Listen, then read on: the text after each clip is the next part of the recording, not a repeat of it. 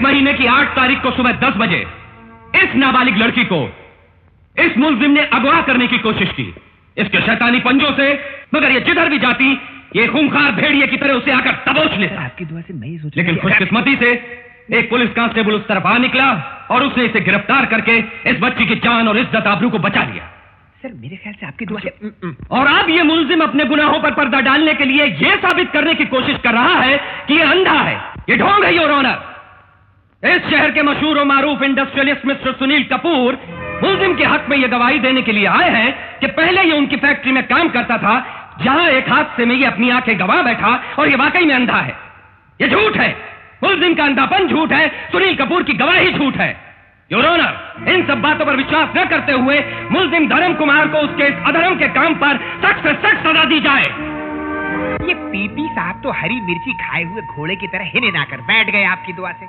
अब आप हरी घास खाई हुई गाय की तरह खड़े हो जाइए और 2 शब्दों में इस केस की अगली तारीख मांगकर बैठ जाइए आपकी दुआ से। Any defence counsel? Yes your honour. Your honour, इतने बड़े इंडस्ट्रियलिस्ट, मशहूर और मारूफ हस्ती श्री सुनील कपूर साहब एक मामूली अंधे के हक में गवाही देने आए हैं। इसका मतलब है इस केस की गहराई में कोई बहुत बड़ा राज दफन है। मिस्टर विजय, आप ये भूल रहे हैं कि आप मुलजिम के डिफेंस लॉयर हैं, इन्हें बचाने के लिए आए हैं। जानता हूं योर ऑनर कि मैं मुलजिम का डिफेंस लॉयर हूं, but offence should never be given defence. मतलब गुनाह को पनाह कभी नहीं देनी चाहिए। Wonderful, proceed. योर ऑनर, इस अदालत की 4 दीवारी गवाह है कि गवाहों के बयानात पर बेशुमार इंसानों की जिंदगी के फैसले हुए हैं। जितने भी लोगों को सजाएं मिली हैं उनमें से बहुत से बेगुनाह भी शामिल हैं। इसके बावजूद कानून की इस किताब को हम इज्जत भरी निगाह से देखते हैं। इस पवित्र किताब का सहारा लेकर इसके शब्दों से खिलवाड़ करके गुनाह और जुर्म की परवरिश करते हैं, लेकिन फिर भी कभी ना कभी किसी ना किसी वक्त यह किताब गरीबों को इंसाफ दिला कर रही है। इंसान सच को छुपाने की कोशिश करता है, ढोंग करता है, लेकिन यह किताब उस ढोंग का सीना चीरकर सच्चाई को बाहर निकालती है।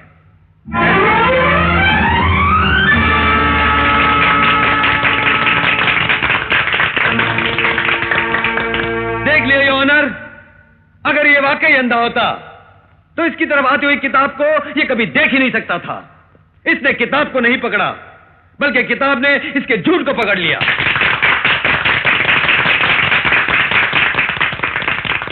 That's why I like Indian Penal Code. What? विजय ने? I'm sorry सुनील साहब, मैंने तुझे तारीख आगे बढ़ाने के लिए भेजा था और वो कमाल है। I'm sorry, I'm really very very sorry. चलो विजय बाबू मेरी बात। विजय, बाबू ये तुमने क्या किया? उल्टी चिरा करके हमारे मुवक्किल को जेल भिजवा दिया। वो झूठा केस था अंकल, उसको जीतना बहुत अन्याय था, इसलिए मैंने जीरा की। इसमें कौन सी गलती की? वकीलों के लिए झूठ और सच कुछ नहीं होता है, बल्कि जीतना और हारना होता है। ये अदालतों के मुकदमे दूध देने वाली गाय की तरह होते हैं। मुद्दई उस गाय को दुम से खींचता है, मुद्दाले सिंग से खींचता है, और हम वकील बीच में बैठकर उसका दूध निचोड़ते हैं और अपना बर्तन भरते हैं। समझे? अगर जो आप कह रहे हैं वो है, तो फिर ये अदालतें क्यों, ये इंसाफ क्यों, ये कानून क्यों? अगर सिर्फ पैसों के लिए काम करना है तो फिर लोग वकीलों पर भरोसा क्यों करेंगे? देखो, ये वकालतों के उसूल हैं जो मुद्दतों से चले आ रहे हैं। राम के जमाने में वाली और सुग्रीव में झगड़ा था, तो सुग्रीव ने राम का सहारा लिया, मतलब राम को अपना वकील बनाया। तो जानते हो राम ने क्या किया? एक पेड़ की आड़ से वाली को तीर मार दिया, मतलब अपने मुवक्किल की मदद की। वही हमको करना चाहिए। हमको ये नहीं देखना चाहिए कि आने वाला सच्चा मामला लेकर आ रहा है या झूठा मामला लेकर आ रहा है। हमको ये देखना चाहिए कि आने वाला पैसे कितने लेकर आ रहा है। बहुत अच्छे, बहुत अच्छे। चार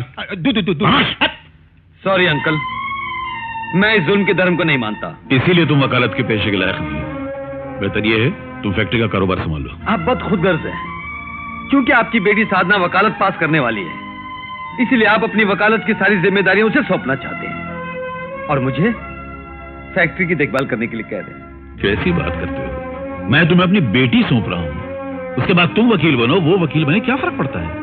और मैं साधना को वकील बना रहा हूं इसलिए नहीं कि वो मेरी बेटी है, बल्कि उसमें वो तमाम खूबियां मौजूद हैं जो तुम में नहीं है। वो अपनी दलील से कुत्ते को बिल्ली साबित कर सकती है और बिल्ली को कुत्ता साबित कर सकती है, और ये खूबी एक कामयाब वकील के लिए बहुत जरूरी है। कौन सी कमी है औरत जात में जिसके कारण मर्द सदियों से ये जुल्म, ये अत्याचार औरत पर करता चला रहा है? सच तो ये है कि औरत समाज के शरीर का आधा हिस्सा है। आधे हिस्से को मजबूत रखा जाए और दूसरे आधे हिस्से को जुल्म और बेइंसाफी के हथियारों से जख्मी किया जाए तो पूरा शरीर बीमार होकर रह जाएगा।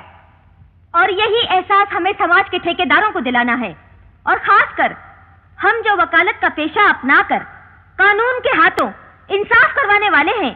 यही हमारा पहला फर्ज होगा कि औरत को इंसाफ दिलाने के लिए अत्याचार के खिलाफ आवाज उठाएं। औरत मर्द के बराबर की हकदार है, ये साबित करके समाज को, मुल्क को, बल्कि पूरी दुनिया को दिखाएं। कांग्रेचुलेशन। Thank you. आज इस डिबेटिंग कंपटीशन में बहुत सारे कॉम्पिटिटर्स ने हिस्सा लिया, लेकिन तमाम जजों के फैसले से जो फर्स्ट प्राइज दिया जा रहा है उसकी हकदार हैं मिस साधना।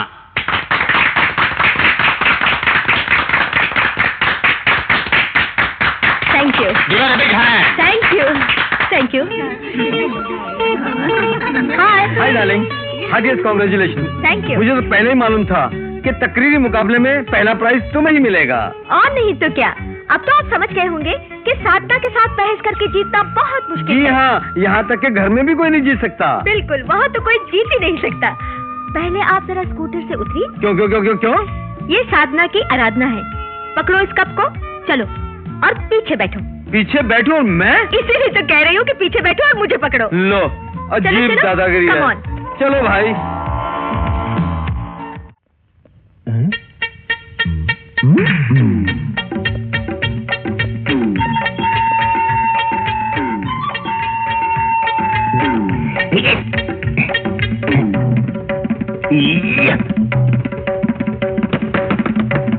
लाजवंती, अरे हाथ में दर्द होने तक दरवाजा पीटा, गला फट जाने तक चिल्लाया, तुमको सुनाई नहीं दिया? सुन लिया, चोटी बना रही थी। चोटी बना रही थी? ये आपकी कमीज कैसे फट गई? किसने? मारा तो नहीं, यही कहना चाह रही हो ना? अरे जिस ऑफिस में मैं काम करने जाता हूँ, बस की भीड़ में धक्कम धक्का से कमीज का फट जाना मामूली सी बात है। इसीलिए तुम्हारे पिताजी से स्कूटर खरीदने के लिए कहा था। तुमने बात की? खबर भिजवाई थी, मगर गालियाँ पड़ी। गालियाँ पड़ी? अगर मेरे सामने होता ना तो मैं उसको मार मार के दांत तोड़ देता। जाकर पैसा ले आ। इतना पैसा मेरे पिताजी के पास कहाँ से आएगा? क्या आएगा? कहीं से कर्जा लेने के लिए बोलो। मैं तुमको 2 महीने की मोहलत देता हूँ। स्कूटर के साथ आओ तो ठीक है, नहीं तो दूसरी शादी। दूसरी शादी करोगे? जब तक मैं जिंदा हूँ दूसरी शादी कैसे करोगे? ये देखने के लिए तुम जिंदा रहोगी तब न। क्यों? मुझे मार डालोगे? ऐसे आसानी से नहीं मारूंगा, मैं घासलेट छिड़क के तुमको जला दूंगा। ये देखो, ये डायरी देखो, बिना दहेज के आई हुई दुल्हनों से जान छुड़ाने के आसान तरीके। इसमें कामयाब 72 फॉर्मूले हैं। अगर तुम चाहती हो कि मैं दूसरी शादी नहीं करूं और तुम जिंदा भी रहना चाहती हो तो अपने मैके जाकर मेरे लिए स्कूटर लेकर आओ। जाओ।